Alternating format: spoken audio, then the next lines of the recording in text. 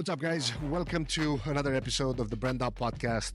Today, after a long time and a new setup, this will be one episode that I do in person, and it's going to be a little bit different. So, a lot of the things, so the main topic of today's episode is how to build your referral program slash how to build relationships for your referral program. Because at the end of the day, as business owners, as marketers, a lot of times we keep talking about we get this many leads and this many sales. At the end of every phone call is a human being, right? So it's a relationship, it's trust that has to be built and everything in between in order for that person to either refer you another customer or buy from you multiple times. Because if someone is not, or if you don't have your business set in a way that someone can or is incentivized to purchase multiple times from you, you don't have a business, you just have a product that you sell, right? So bottom line is, one of the guests is Victor, who's a co-host with me in another podcast for my first local business, the moving and storage company.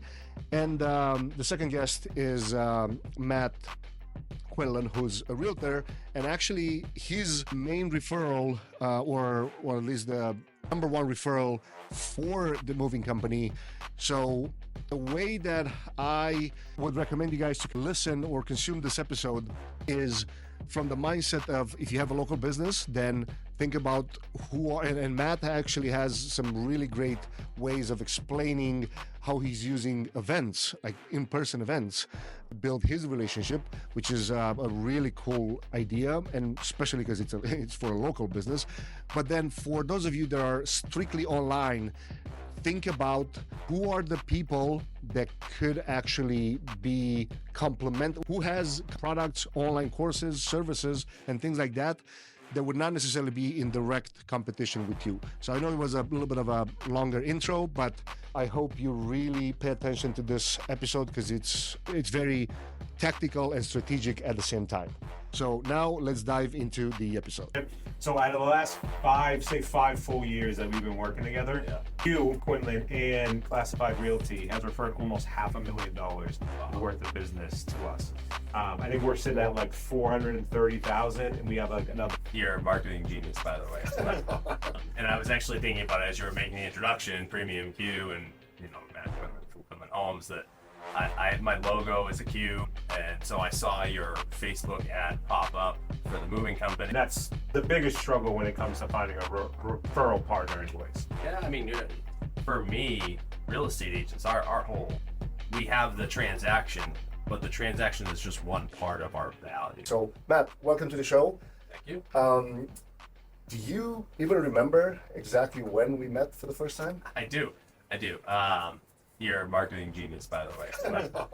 And I was actually thinking about it as you were making the introduction, Premium Q, and Matt Quinlan from Quinlan Homes, that I had my logo as a Q, and so I saw your Facebook ad pop up for the moving company, and I clicked on it, and then I got bombarded quite a bit by retargeting ads, your retargets and all of that stuff, and I thought, I'm just curious, and so it made me curious. I reached out to you. We went and grabbed coffee at Starbucks to talk about the moving company, and always looking for opportunities to build the referral base, and it was great. I mean, I think you guys hit a lot of the important things for me as far as a referral partner goes, as far as customer service focus, communication, like even, I think honestly, you're probably one of the first business partners that I went and had a conversation with outside of needing clients, like needing to match referral partners with a client, right? Like, I think that was huge, going out and establishing that relationship, because it's so much easier to be able to say, yeah, I have met these people in person. I've sat down, I've had conversations, I know what is important to them and how they run their business. And well, we haven't even talked, if I remember correctly, this was like a couple good years ago. Yeah, like 5-6 years ago, yeah. And I mean, we talked a little bit about business and how, but at the end of the day, it was pretty much you getting to know me, me getting to know you, understanding, how can we help each other and whatnot. And I guess, the whole topic of today's episode is how you can start building relationships and do it in a legit, honest and way to, of course, think long term all the time. Right.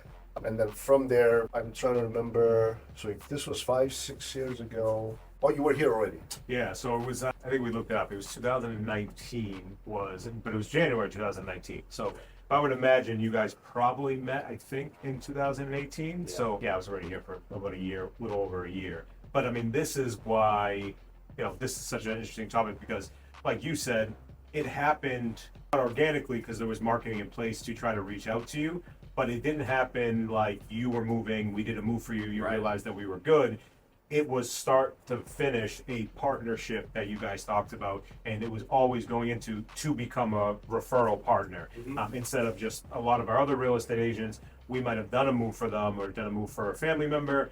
They saw the work that we did, and then, obviously we built a relationship that way. You kind of trusted us to refer us to your first client, which I think is huge, and that's the biggest struggle when it comes to finding a referral partner anyways. Yeah, I mean, for me, real estate agents, our whole, we have the transaction, but the transaction is just one part of our value, right? The relationships and the repetition and the going through and having movers, right? Like that's really, really helpful. And when the clients are asking, they go online and they just find anybody, and now their move is stressful, right? And now I have to deal with headaches because the movers came, an hour before closing and they're not ready because they don't have that relationship and that contact there. So having the referral partners, it just builds my business. What's funny? We haven't even, I remember now, I can't remember exactly what ad he was running when you saw it, but it wasn't something like, at that time, we were not even thinking like, hey, let's build our relationship or our referral program with relationship marketing. It was a client focused. It was a testimonial video that we just ran as an ad. You saw it. Now in the targeting part, I most likely have selected realtors, real estate agent, whatever Facebook allowed at the time, or I think this was on Instagram actually. And then of course all the retargeting. So because a lot of people say nowadays, well, referral marketing is better than using paid ads. Well, guess what? They can work together. This is the perfect example that actually did work together. But to take it, I guess, a step deeper and further, because I feel like you're doing this a lot better than us, especially the last event, or I don't know, maybe the previous one. I digress, but it was mainly just, you didn't use paid ads at all, and you were still able to kind of bring people together. I was not at the event. It was the one that we're having on Tuesday. It's actually coming up. It's coming up this week. So I had this idea for a networking event. I trust you. Who should I meet? And kind of build my network that way, right? If you guys, who I know and trust really well, have a recommendation for someone that I should be introduced to, I want that, right? Like that. I trust you with my clients, and if you trust somebody else with your clients, then I want to be able to know that person. And so I started writing a list of all the people I know and trust and business owners, not in industry specific. I'm not talking real estate only because it doesn't matter to me what industry you're in. Like, people that need to move, buy houses, sell houses, whatever. And I started making my list, and the list was way too long. And I didn't have room. That's a good problem to have. I know, I didn't have room for people I didn't know yet. So I changed it to connections I'm thankful for, or I'm thankful for connections like you is the theme of the networking event. And it was a room, we had 62 RSVP and 57 show up, which is pretty great for an event like that. It wasn't not too many. I mean, I send out the specific individual text messages, right? Like the MailChimp, I didn't even set up a MailChimp for this year yet because everyone gets the MailChimp, right? But like the text message that says like, I want you at my event. Like I trust you. I like seeing you. I like the relationship we have. I want to introduce you to other people. It is so much more personal than just like, hey, let's throw a networking event on Facebook, right? Like, I'm going to create an event on Facebook, and like, I don't know. I think that's why you had such a great turnout. Yeah. It's that personal connection. It's also the connections that you make because, you were the main contact that everyone had. You were the one point that we all knew. Right. So to have that turnout and that many people confirmed and actually showing up is because you have that relationship with them. In fact, we've been to networking things, a ton, and bigger ones with no personal connection. There's been smaller ones that have that personal connections, but you were kind of that great middle ground where it was a good amount of people. So, when we talk about every 50 people you meet, have another 50 people that they know, so it's extending your network.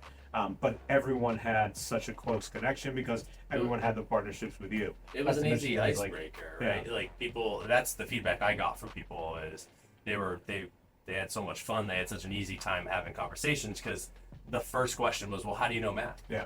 Right? Like there was no let me come up with a fake question to try and stir up a conversation, right? Like it was, hey, I'm Matt, you're Victor. Like, how do you know Matt? Yeah. Boom. And now the conversation is off and rolling, and you're talking about. Actually, that's a smart way to, probably without even realizing this was going on. But I'm wondering if maybe, you didn't have a problem with, I don't know, like 100 people or else and not showing up, more than 20 or whatever. That would have been a problem, I guess. But I'm thinking even for other events, to even have it as a meme or something like that, even for introverts or whatever, you don't start the conversation. Well, guess what? Have a meme It's come up. always interesting networking because, obviously everyone's in business there, but not everyone is that comfortable with networking. So it definitely was nice that, people could go up to you, and people that didn't know how to break the ice business-wise would just come up to you and be like, hey, how do you know Matt? Right. And be like, oh, well, we're the moving company. We've done a lot of work with Matt. And they, oh, you Premium Q Moving? Oh, yeah. And they go, you moved us. And then it's about that. So it's also your network. You've referred people in your network that have moved with you because you've sold houses with them, other vendors. So there was also that connection with a lot of people. It truly was a great, great event, and looking forward to it on Tuesday. Yeah, it was. No, but it's now that I'm thinking, you probably don't even realize, any event that I go, I had this conversation with Cosmina, my wife, and we were talking about introverts, extroverts, whatever. And I said to her, all right, so what do you see me as? And she was like, you're definitely not an introvert. And I'm like, how many times? Every time when we go somewhere, I talk, but I never start the conversation. We'll go, I can talk to you 3 hours after that, but I'm typically not the one to get the conversation going. And not for any particular reason, it's just, but again, and then I was like, no, you are. No, I'm not. It's interesting. I think it's really talking is sometimes the reaction to being an introvert, right? Yeah. People are so anxious, they don't know what to do, so they just and they just can't stop talking because they're so uncomfortable in the situation. Where maybe you're extrovert, sure, you can initiate and have a good conversation, but generally you're gonna be a good listener, right? And you're gonna be able to draw the conversation out of people. But again, the comfort zone, I think, where setting the place, all of that matters. And honestly, there was a bunch of people that knew each other already, but there was a lot of random people that don't have any business crossover. But why do I want to go to a realtor networking event? I'm sorry, other realtor friends. I enjoy working with you, but I don't need to spend an hour with you. Yeah, because I already do every day. I already spend time with you every day. And you're not sending me business, and I'm not sending you business. What is the benefit of going to a big realtor networking event? Yeah. That's another point. Yeah, you're not gonna send me business. I'm not gonna send. Not a lot of getting time is valuable, and again, being in the office is different. That's not a networking thing. Being in the office and hearing other agents speaking about experiences and there's opportunities to learn, right? And that's fine, but that's not the idea behind a networking event, right? And I guess a mastermind might be that. Yeah. But the networking has been fun. Have you tracked? I'm just curious because now I was thinking from a report perspective. Have you tracked the amount of? I guess you can't really. I'm not gonna ask other people who did hey, how much business you got from this event? But I was just wondering, you ever track that stuff? I've had, I haven't tracked it. Again, last year was the first year. It was the first time we ever did it. That was the first time you did it? Yeah. Oh, really? Yeah. So this is our second annual, and I'm hoping to continue up with that theme because it would be nice to have those sheets that you had on the table. That was pretty much the incentive is you know me, we're partners. Who should I meet?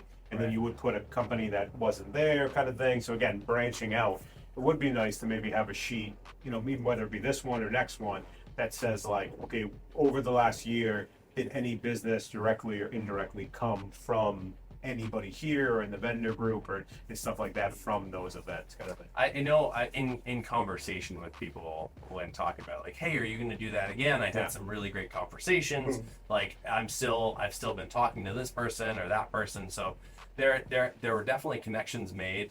It'll be interesting to see kind of those repeat connections this year where you have another opportunity. Maybe your paths haven't needed to cross yet, but that second visit, that second, oh, hey, it was great to meet you last year.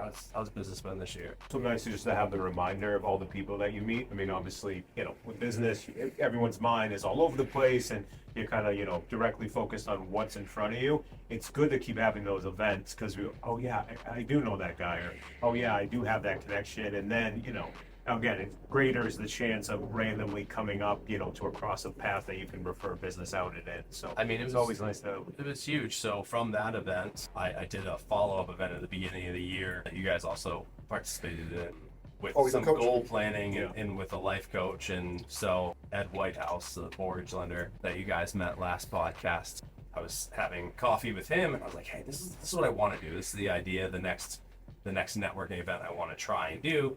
And he's like, oh, I just had coffee with a life coach last week, a business coach. And so he introduced me to her. We ran that event. I hadn't met her before that, but it was a great event. And I think, again, we got some good feedback after. And then 3 weeks later, I get a phone call and Sarah's like, hey, my boyfriend's going to be reaching out to you. He has a house to sell. Right. Boom. Like, oh, There you all go. right. I didn't know you 3 months ago. And that referral tree has continued to grow since then. What's the theme of the next one? Theme of the event? This is just the thankful Thankful. one. So these are just like there's no real message. There's no speaker. It's just, hey, let's come out, let's Just hang networking. out, and I want you to my movers, right? And now every single person in that room knows that you guys are my movers. You've met me, and now you have other people that can refer you business. So it's kind of a thank you for taking care of me too. Another opportunity for me to refer you, maybe when there wasn't a specific need, but it happens, right? It's the beginning of the new year and things are going to be stirring up. So, how'd you come up with the idea? So that was the First one. the connection. So it started with the I trust you, who should I meet? And I didn't have room for the who should I meet? So it was just No, but like the whole idea to actually put together an event. Or you just didn't I'm a think fake of it as party a... planner. I'm a fake DJ. I just like getting people together. During COVID, I was driving home listening to one of my DJ friends, Peter, doing one of his Facebook Live sets. Yeah. And I'm like, man, this sounds really good. Wouldn't it be cool if the whole neighborhood put their Bluetooth speakers on their front lawn and we had a separate little dance party, like block party, but in your own front yard, like whatever. And so I reached out to him, I was chatting. We ended up getting a truck and trailer, and putting him on the back of a trailer, and we drove around all night, blasting like a full DJ set, full speakers, had a generator, everything. And we did 3 of those rolling parades. And I mean, so again, it's just like, hey, how can we get people together? Like, how can we do this? How can we do that? And That's a skill set that not one. Everybody's they think like, oh, it will cost so much money to do it. Then, but the biggest thing all the time, and I'm talking about from a business event standpoint, most people are afraid that they're not going to be able to put butts in the seats and action and physically showing up. It's one thing to sign up for an event and put your name, email, and phone number, and say, all right, I'm gonna be there. I've done my first-time homebuyer seminars that you're like, you bust your butt to try and get something to happen, and you get 3 people show up. Yeah, this is a lot of work for not a lot of return. But, And you still have to perform. You can't leave the 3 people hanging. You still gotta.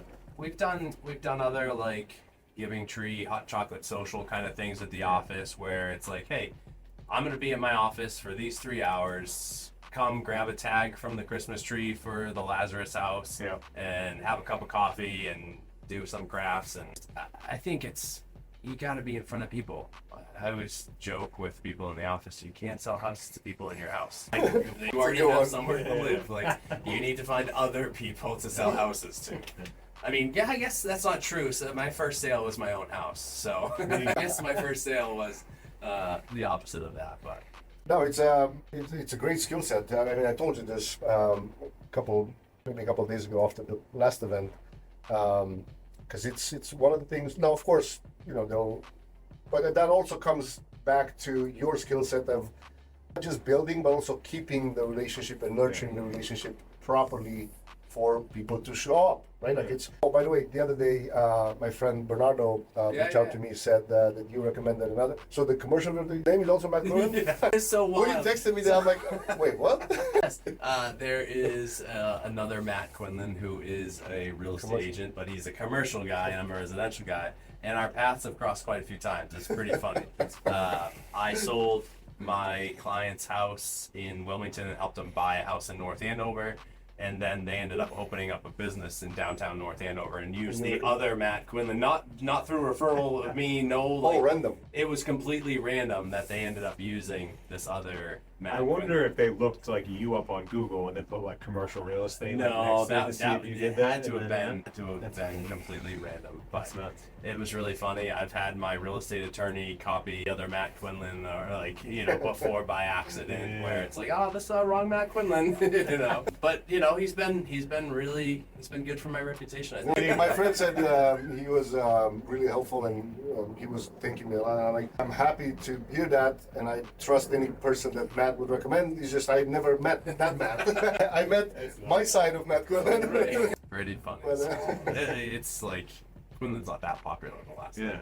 That's crazy, but like both be in real estate, but then also to like both be different In the- sides of the real estate. in the same so network too, that's- right? Like that's in nuts. this, like one of my friends actually messaged me about hockey, and I was like, first off, like we're really good friends. You texted the wrong Matt Quinlan.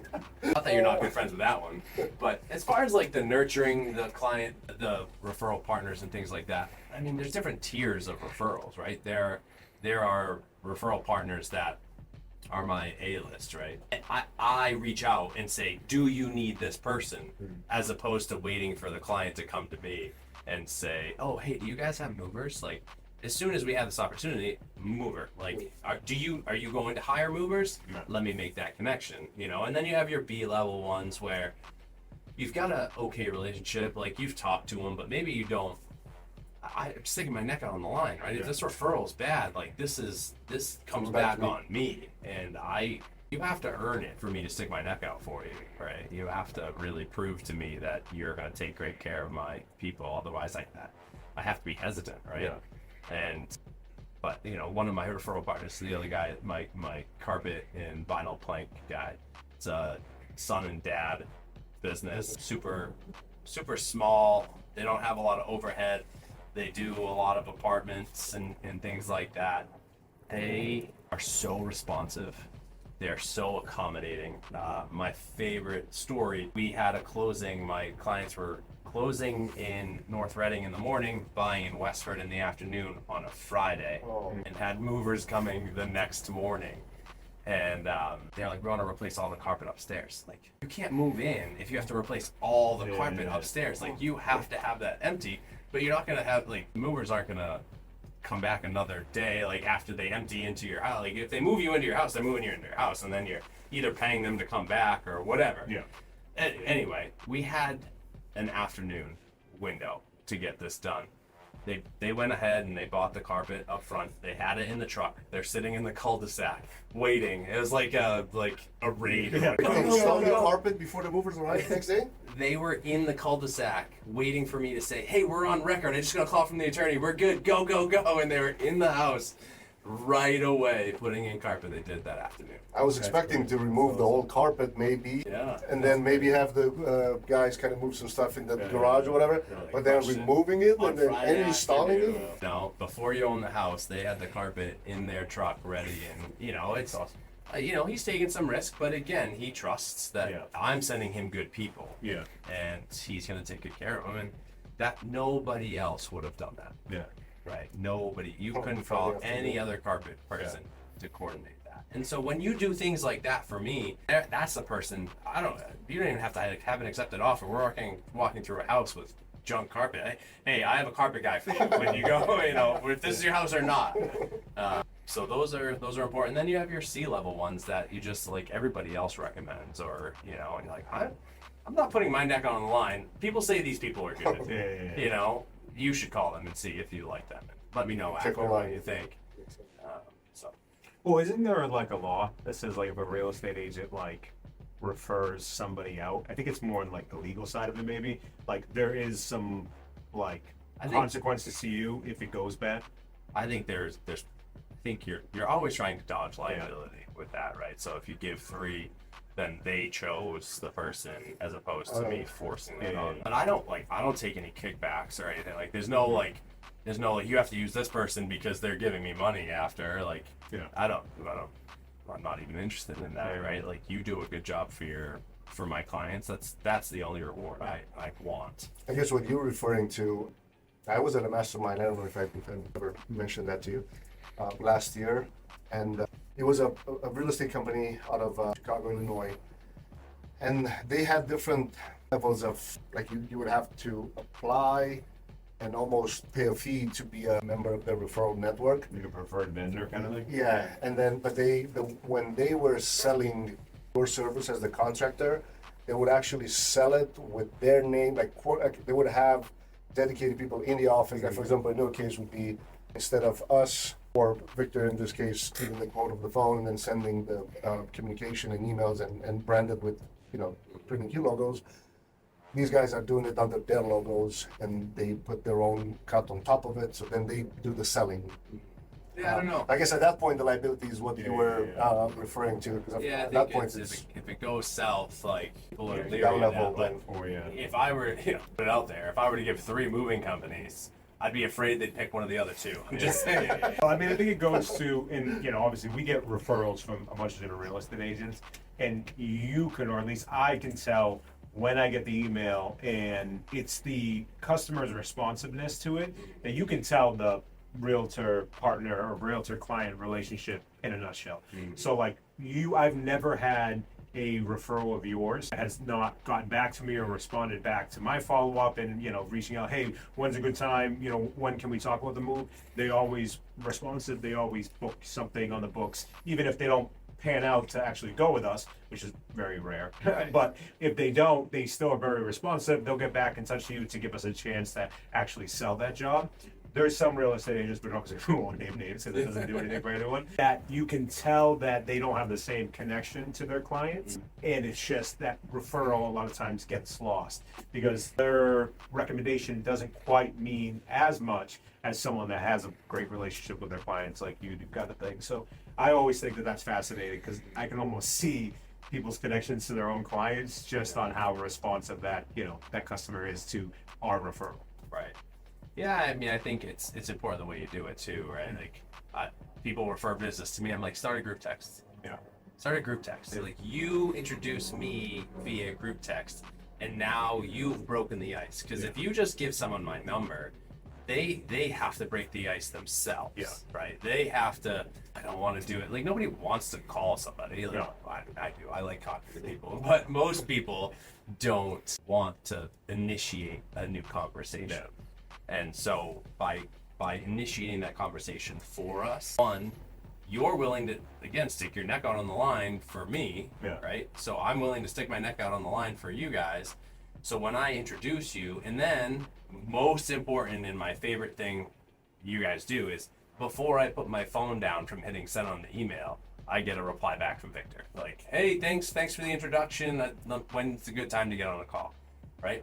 Now you're wowing that Your client didn't even have a chance to even. responsiveness. Like you already have provided them value by being responsive right away, and that's all anybody wants is for you to be responsive. Because they're already in a stressful. Most of the times, it's not like the easiest task to regardless if it's the first time you buy a house or no. It's never fun.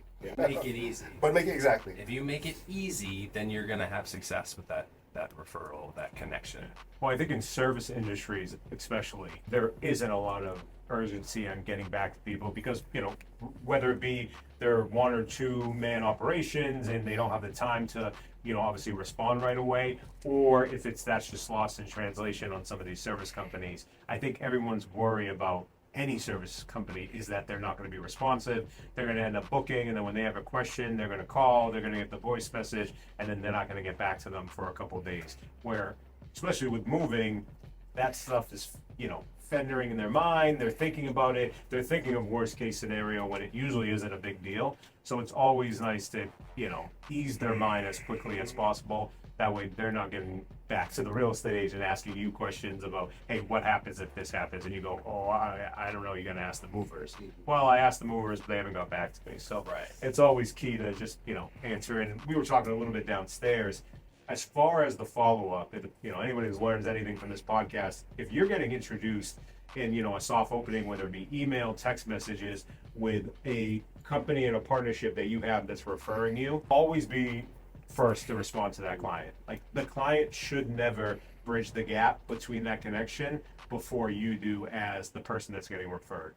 Always, as soon as you see that email, just say, hey, thanks, Matt. I appreciate it as always. Hey, so-and-so, when is a good time to jump on a call? Because that will increase sales conversion rate by 20-30% just by doing that. Speeds a lead, right? Speeds a lead.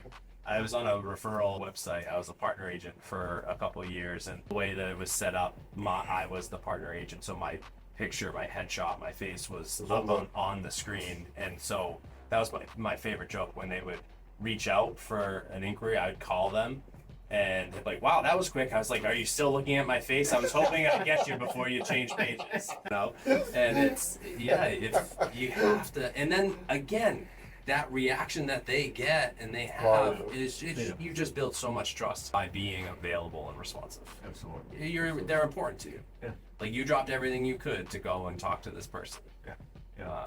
I'm curious, are you ever on the other side? Like, I'm trying to think what business is like the way that moving companies are being like direct. You're the one pretty much most of the times. Yeah, real estate agents are really the top of that pyramid. Yeah. Your lenders, your attorneys, your movers, we are probably the top of that funnel. Everybody else comes after. Right. But I mean, my sphere of influence, my people that know and trust me, send me, set of recommendations to their friends and family. Right. So I obviously, that's how my business is built, really, is off of that recommendation, that referral from my other I'm curious friends and family. to know how would you answer this? Like, if you would be in our shoes, what would you do better? Not just with you personally, as a whole, doesn't matter what, there's no right or wrong. Yeah. It's just I'm trying to kind of get a sense of, because I feel like, in my opinion, out of all people that I know, you're the one that has this skill set that you might not even realize how valuable it is. But I know that I'm not necessarily, again, I'm not going back to the event whole thing. I'm not typically the one starting now if it comes to like referring somebody or whatever. There's a whole different because you provide value. Yeah.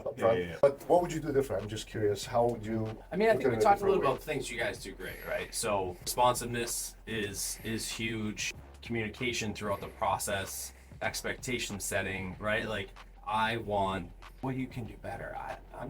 Even on that stage, even maybe, I don't know, maybe even before. Like, one thing that I was talking to people the other day was like, our top referral is Matt. Let's ask Matt. And I think we haven't, probably. You're saving for the pod. Who's another person that we can try to be their referral, which most of the times? I think it's such what you do is you deal with someone at the most stressed out moment of their life.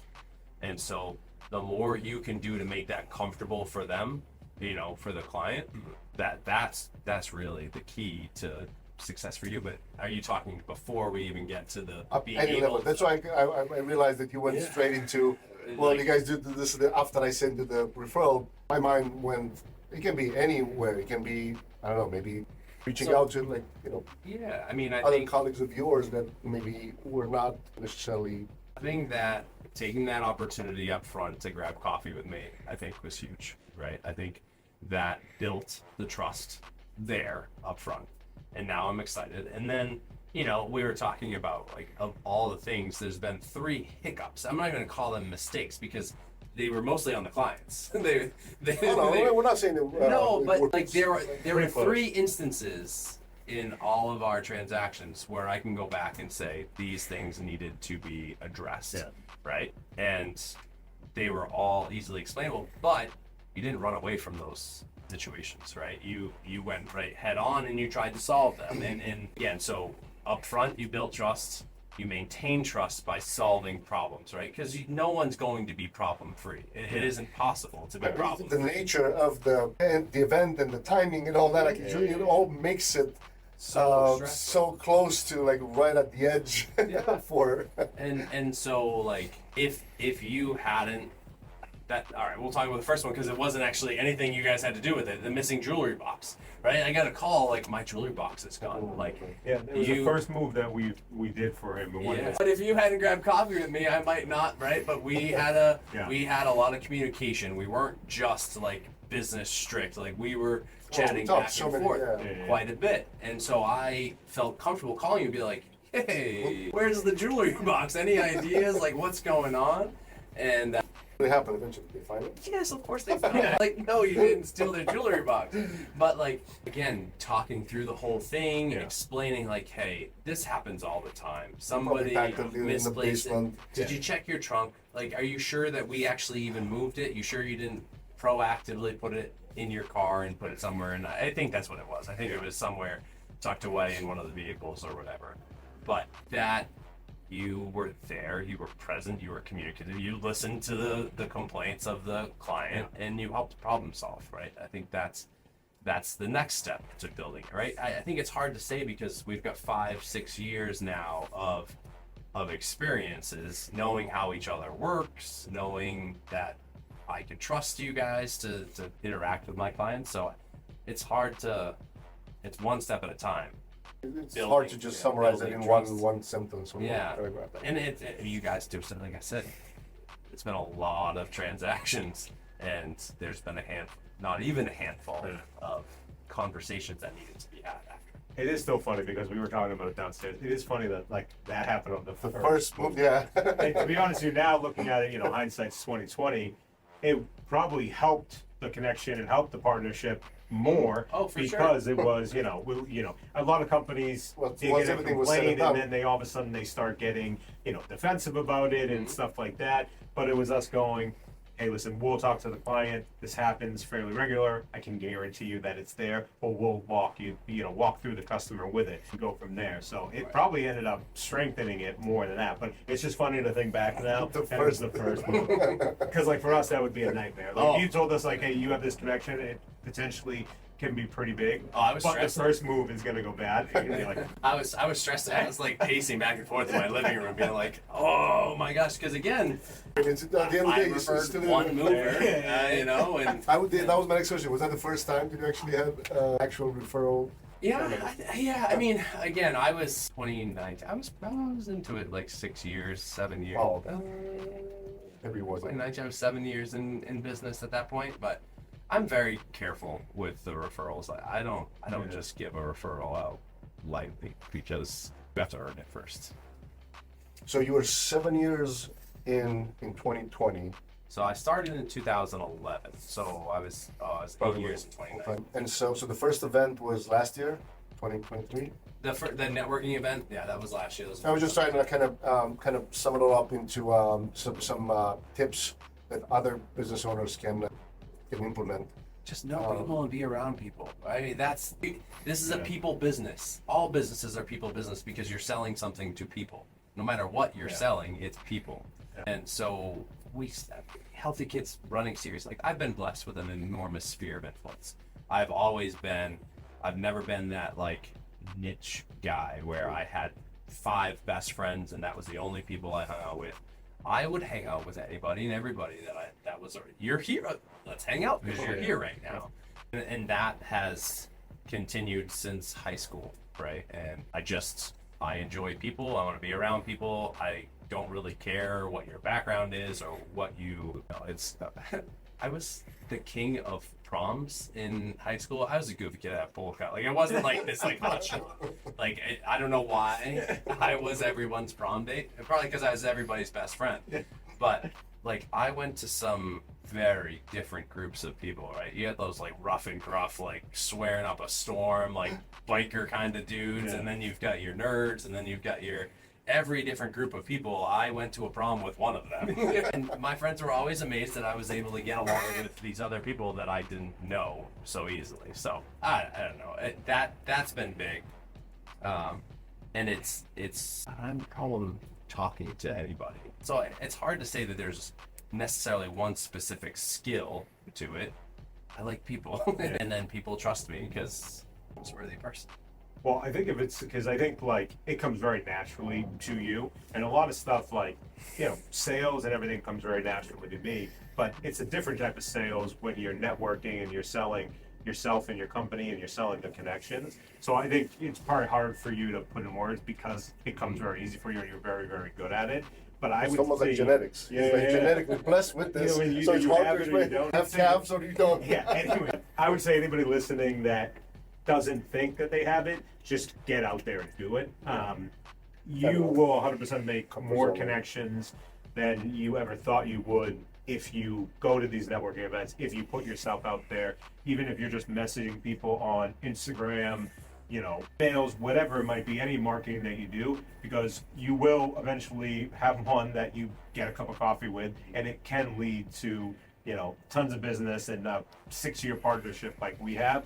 But again, if we weren't sending out the emails, if, you know, you didn't meet for the cup of coffee, if you were so scared of networking that you know, stood that up or just kept rescheduling it, you never have that opportunity to even remotely get that partnership. So you just got to get out there and talk to people. So one of the things that just came into mind as I was there, I did not have a person to refer to you at that moment when we went grab coffee, right? Like, we didn't go into that being like, hey, I want to introduce you to Victor, Marion, right? Like, can we have coffee? It was, hey, you provide a service that would benefit my clients at some point, right? Let's meet up. Let's see if it's. And so eventually I was going to need someone to recommend as a mover, and you took that risk in saying, this is worth my time to go and meet this person, even though it's not going to lead directly to a deal right now, right? And that's the conversations you're having. You don't need to buy a house today, right? Like, but I'm going to interact with you and be a good person to you and be around you and communicate with you and interact with you, so that when the day comes that you do need to buy a house, that I'm the person you're thinking of. Not because I was like, hey, do you know anyone that wants to buy a house? Realtor for life. My real estate coach. That's his like biggest pet peeve is like, erase that from your stupid email writer right now. You're realtor for life. Oh, you're realtor for this transaction, and I hope that I can continue to earn your business for years to come. But you don't owe me anything because, you know, I was your realtor once, now I'm your realtor for life. No, get out of here. Well, so you're not using the hashtag anymore? No. No, it's actually a good point you brought it up, because I feel maybe, you know, a good amount of people might try to look at that as a transactional type of conversation at some point in time. But you know, just like you just said, you didn't have somebody to like. The conversation wasn't like, hey, let's meet up because I might have somebody that's moving soon. Well, it wasn't anything like that. And this is actually a conversation that I had with my wife about a week ago about a similar thing. One of her students, she's pregnant now, so for a couple months she had to shut down what she was doing. But then she sent a student to her here, and like, what do you think? Well, think about, like I always say, you have to. Well, there's two ways, right? Like either give the commission, or you ask if she wants to take the thing as a discount from that. And then her question to me was, oh, but you know what I'm thinking now? I've sent so many times clients to other businesses, and never ever I've had one person saying, and I'm like, why do you care how they run their business? Because I get it in a way that you might even feel, and I bet a lot of people might be in this situation as a business owner. You know, you refer people to other businesses, and you might not see something back, and that's okay. It's just. That's a perspective. Like, exactly. That's a perspective, because you don't have to. I'm going to refer me because the transaction went so well. Yeah. Right? And you're a part of my transaction. You come along with me as far as the movers that are representing me. I'm the face of the transaction. Right. And so I don't need you to send me a buyer or a seller No, because in your case, you are building with But your... I need you to take such great care of my clients that my clients turn around and refer their friends to me, right? That's where all day, and mortgage lenders, like I don't expect mortgage lenders to send me business, right? Like it's not how the right, and I don't need anything back from them other than communicating with my clients, setting realistic expectations, and making sure that whatever you say is possible gets done, right? Just be real, be honest, and be respectful of my time, right? I say to my attorneys and my lenders, I don't want to be an attorney. I don't want to be a lender. If you're not doing your job, I have to. I'm not trained for that. Yeah. I know enough. I've asked all the questions, right? I have my referral partners that I can call at any time and say, hey, I have this problem, help me solve it. And then I can offer solutions where the person can call and solve the problem themselves, right? Like, I like to play dumb. I like to, let me get that answer. And then I already know when I should be aware of a red flag. Like my brain starts alert, but don't answer that question up front. Don't say something that's not real. Make sure you have the honest, knowledgeable information to share so that you don't end up with a headache down the road. Well, I think real estate agents are one of the main businesses where your referral and your vendor, like kind of, list in your network doesn't really generate you business, but it makes your life easier to create more business for yourself. Obviously, if you have a mover, a loan provider, anything of networking that you need to use for your clients, if that's one less thing that you can worry about as a real estate agent, it helps you go on, in bigger and better things. Where, we obviously as a moving company get a lot of referrals from our vendors, but we also like being that company that can be like, oh, do you have this problem? Oh, I know a guy. Or, oh, what do you need? And kind of like, we almost search out for ways to refer, all of our other vendors. A real estate agent, I feel like it comes so naturally that it's just making your life easier, which is what, we've always strived to do anyways. Yeah, for sure. I don't have to think about the moving experience at all, right? Like that decision making and thinking ahead. Like I know that you've already thought through all the problems that are going through my head. And so when I put you in someone's inbox in their email, I know that you are considering all of the hurdles that could be coming up, and so it takes it right off.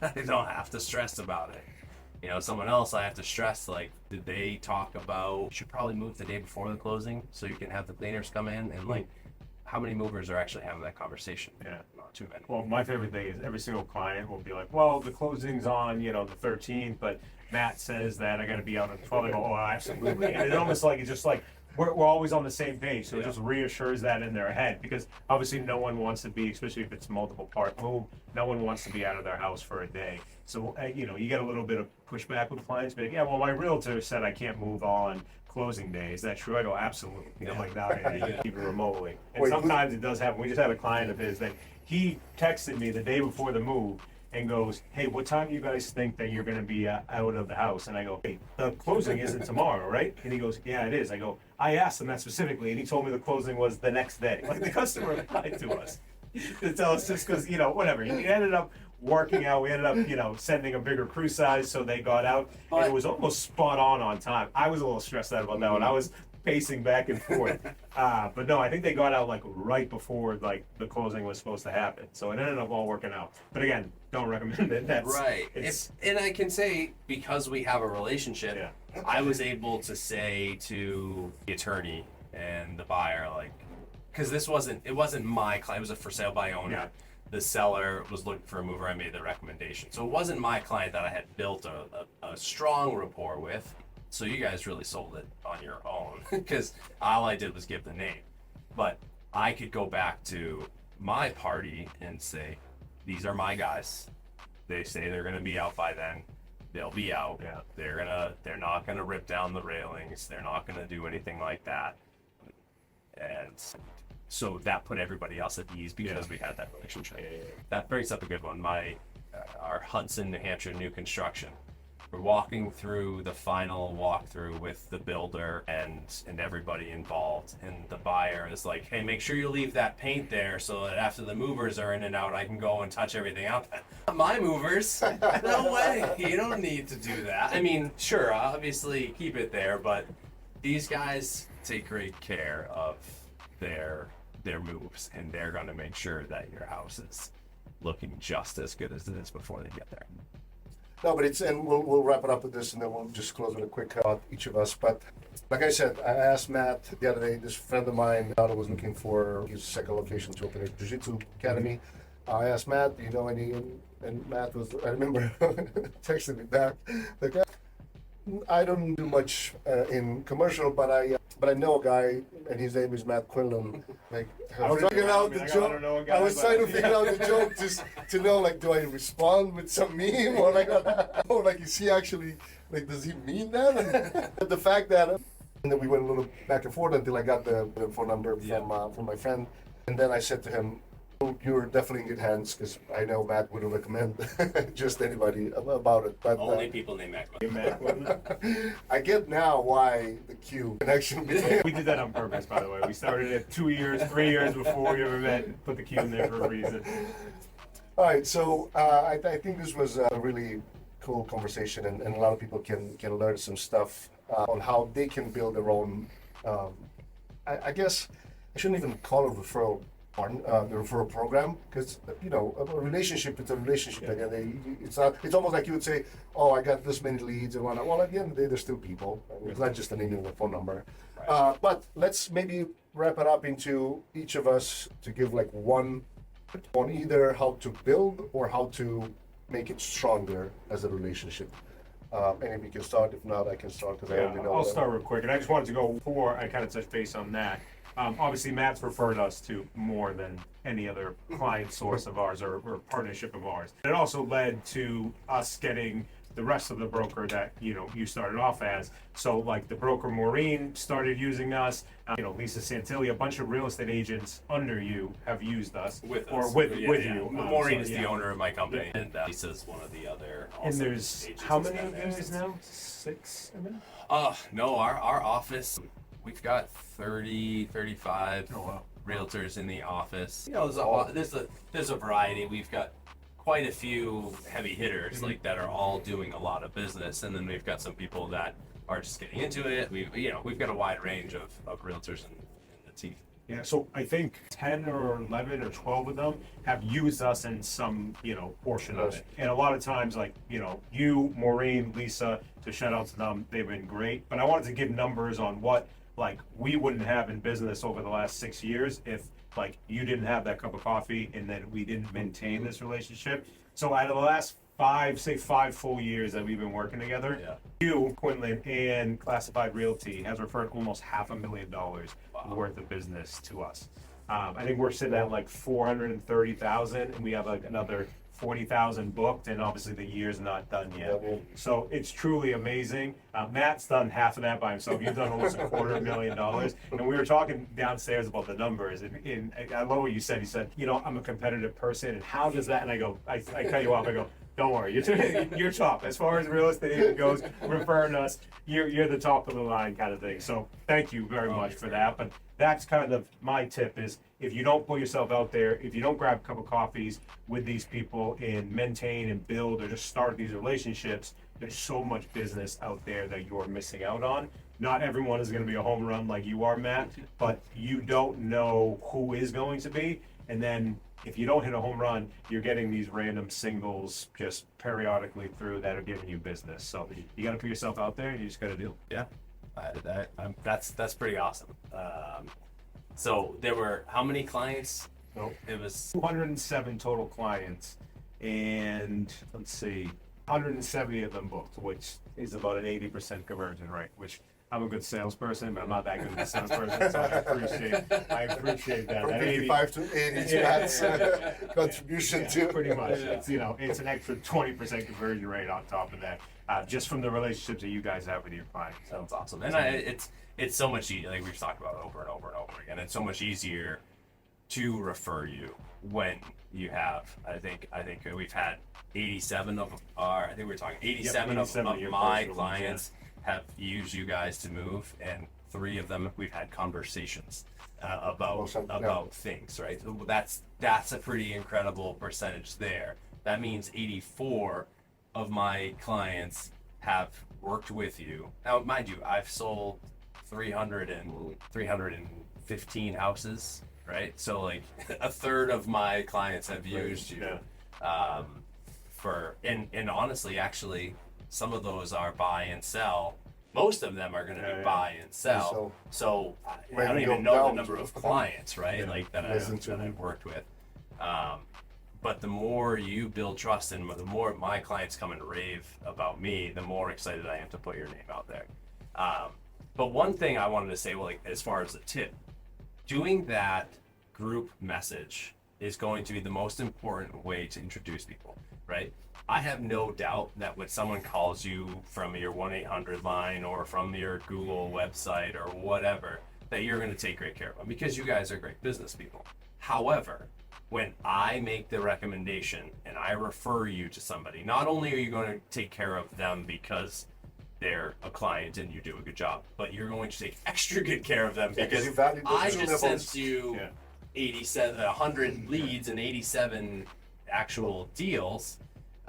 So you need to make them happy, but you need to make me happy. Absolutely. And so making that group introduction sets the stage for that, right? Because maybe you didn't know that if I gave them your number and they called you directly without the connection, maybe you didn't know that I was involved in the situation. They might even forget and say, "Oh yeah, we found you somewhere." Of course. It does happen. Like, sorry to cut you off, but if somebody doesn't do, and this is actually a great point of Matt's, if somebody doesn't do the intro, they might just look up the company, look it up on Google, read a couple of reviews, whatever, then call. But then when you ask, how'd you hear about us? Then they say Google. We also get charged for the Google click too. Yeah, I think that the more relationship focus you can make your introductions and your transactions and your business, the more successful you are.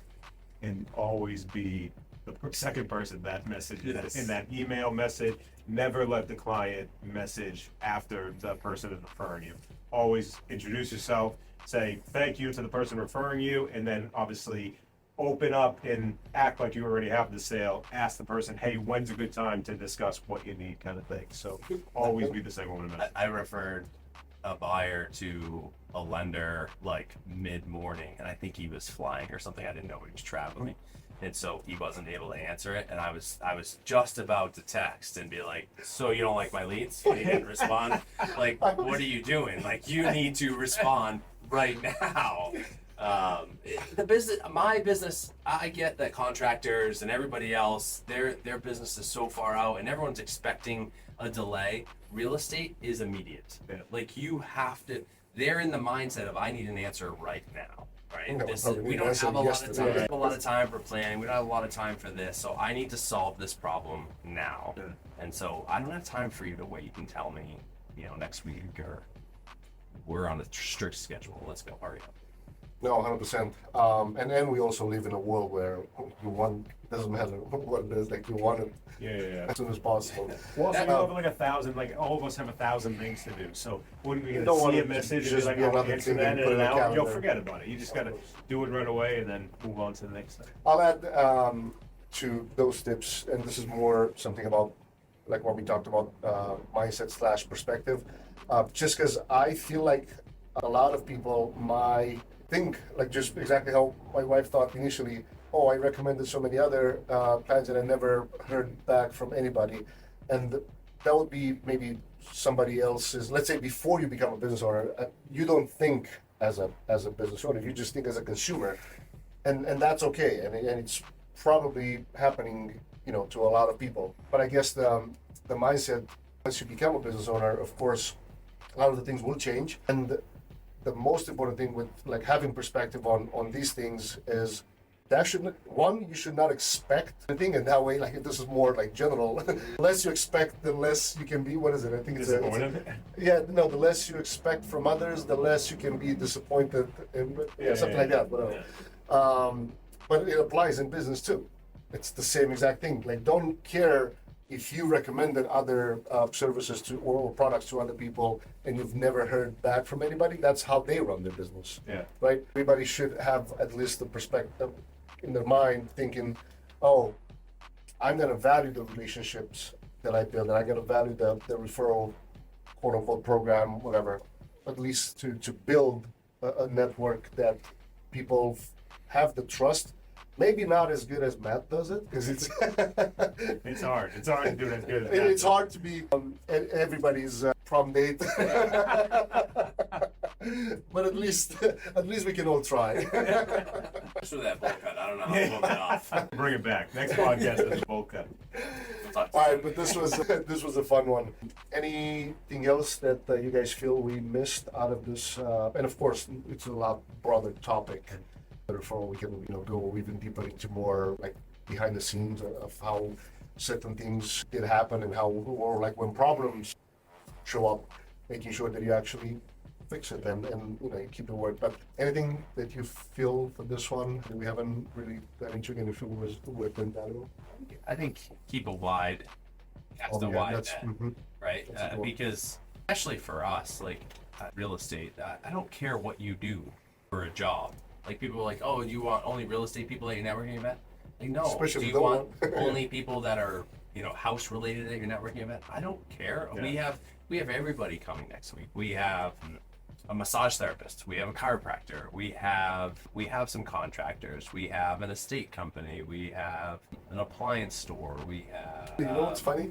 Any service that you just mentioned can be used at some point in time. Exactly. Like it's not one of the. It's not like you sell Bentleys and you're only gonna afford it if you make X amount of millions or whatever. Right, there somebody There are there is services going there. to need somebody else Yeah. there. So if you cast a wide net and you bring a lot of people, there are more people that are going to find value in that, right? Like movers, you don't need to necessarily come there because people, but maybe you are introduced to somebody that you could use in your personal life, right? On my little form, it's like, who do you need to meet for your business? Who do you need to meet for your personal life, right? Now that throws a whole different dynamic. Oh, that's actually good. I didn't know that you have both Yeah. questions there. That's Right, actually because smart. I want to know, right? And I've asked that question, so now I'm already going through the list, being like, all right, what's the introduction that I need to make sure I make in case they don't do it themselves? Yeah. Yeah, and I think that's That's a something good that I think brainstorming and thinking like a business person when you're thinking of all these connections, like you can always find a connection between your business and a certain business between another one. Like you said, the massage therapist. Like, okay, like are you stressed out from selling your house? Like you go get a massage. There's always a way to find the connection between the two. And sometimes it just takes brainstorming and a lot of times making the person that you're trying to connect with and you're trying to get a referral partnership with to think of that connection. So again, just reach out. and Employee brainstorm. appreciation. You guys need some massages, like here. No, but that's a valid point actually, because a lot of times, we I think this also comes from, I don't even know who came up with this, but anywhere online, especially in this whole marketing sphere, people always try to preach like stay within your niche, stay within your niche, and don't try to go too much outside. And actually, I disagree with that most times, because like on this podcast, for example, I've talked multiple times about ads and actual marketing stuff, but then I had my wife interview me because she's a business owner, but she had questions that I completely forgot people actually asked because she was used with just me doing all the stuff behind the scenes. So then I said, ask me some questions that you, like if I wouldn't do the marketing for you, what would you want to know? And then she started asking like all kinds of like, entry level questions that I was like, oh, damn, I completely forgot about this whole, this world even existed, the first couple of months that I started getting familiar with it. So, yeah, I mean, I'm totally with you on that. Don't just stay in I mean, that. I think at the end of the day, like the niche is that we're all business people, and business is the one thing connecting us all, and looking for new ways to create and get more business for both companies, and that's the net that you should kind of extend out on, and that's everyone. The average person knows 250 people. Like someone in that 250 people, and we're not average, by the way. We know a lot of people, but the average person knows 250 people. 10% of those people are supposed to move every year. 25 people are moving. right? So I mean, that's your business too. Of the 250 people that you know, 10% of them will likely move this year, and so that's 25 potential opportunities right there. You know what would make a really good part two of this topic, especially after next week's event, for you to kind of come up with a few maybe type of events for different type of businesses, because you just said you don't want real estate agents, or not that you don't want, it's just you're not looking for real estate agents to be necessarily part of the event itself. So then let's say we pick 5 different businesses in like different industries, and you would kind of design their, all right, so a networking event for you might be something like this. This is what I would do. I think that would be fun. Or just like a way to like get people to think of, okay, how like, you're not in my business, you're not a mover. How would you go about getting leads? And a lot of times you have conversations with people and they find like, oh, why don't you go do this? And you go, and sometimes it takes, like you were saying with Cosmina, it takes like someone that's outside of it to look at it. And sometimes the easiest things are the things that's right in front of you, but you just don't think of because you're in it kind of things. Well, we get bombarded all day by ideas, right? But they're all the same ideas that everyone's putting out there. And so like you just get, and you're like, oh, you have to do this, you have to do this, you have to do this, and that's overwhelming. But just maybe something a little bit different. 100%. No, this was a really fun one. So Matt, we'll see if you're down for it. Part 2 coming up in a few weeks. Of course, we'll make sure to list your information in the show notes below. If anybody needs any kind of real estate services, especially residential, in the Boston or Massachusetts and New Hampshire, right? We'll have Matt's info in the show notes below. You mentioned Tag realtor for life. your favorite method of communication. What was it? I mean, Instagram, my phone is my office. Whether you find me on Instagram, Facebook, email, like anything is going to come right to my phone. Actually, you know the drill. We'll list all the stuff that Matt has been a returning guest on the other podcast that me and Victor host for the home service industry, Life Beyond Boxes. And we'll make sure we link that up in the show notes below. I think we've never done that before. It's always a good start. Bring a sign-up sheet on Tuesday for people to come to the Life Beyond Boxes podcast and see who's interested. Oh, actually, now that I'm thinking, we have to order a tablecloth or something. You got sponsors for the event too? Now we're going to be pitching the podcast, so it's a good idea. And then Vic, I already have actually, after we talked today, already have a couple episodes lined up to kind of go over how we do reports and whatnot. So we'll start going a little more into the kind of behind the scenes of how we run our business and some of the things that might be helpful for other people as well. But thanks a lot for everyone, regardless where you're watching or consuming. You can find us on YouTube or any of the platforms that you're listening, Apple, Spotify, all the rest. And we'll catch you in the next episode.